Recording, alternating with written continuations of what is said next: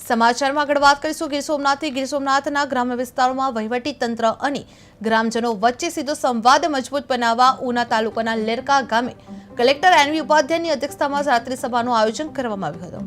આ રાત્રિ સભામાં ગ્રામજનોએ મનરેગા માર્ગો, રસ્તાઓમાં પાણી ભરાવાની સમસ્યા તેમજ ગામના બાકી રહેલા વિકાસ કાર્યો અંગે પોતાની રજૂઆત કરી હતી।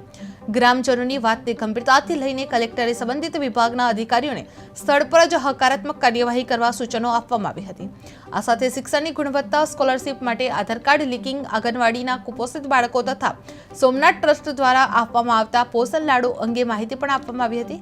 ગ્રામ વિકાસ અને રોજગાર યોજનાઓ વિશે પણ ગ્રામજનોને માર્ગદર્શન આપવામાં આવ્યું હતું। જે લેરકા ગામે કલેક્ટરની રાત્રિ સભા યોજાઈ હતી।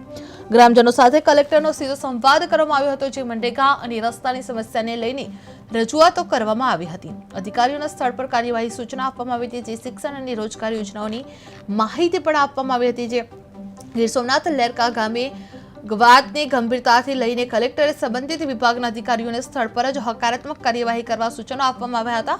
આ સાથે શિક્ષણની ગુણવત્તા, સ્કોલરશીપ માટે આધાર કાર્ડ લિંકિંગ, આંગણવાડીના કુપોષિત બાળકો તથા સોમનાથ ટ્રસ્ટ દ્વારા આપવામાં આવતા પોષણ લાડુ અંગે માહિતી પણ આપવામાં આવી હતી।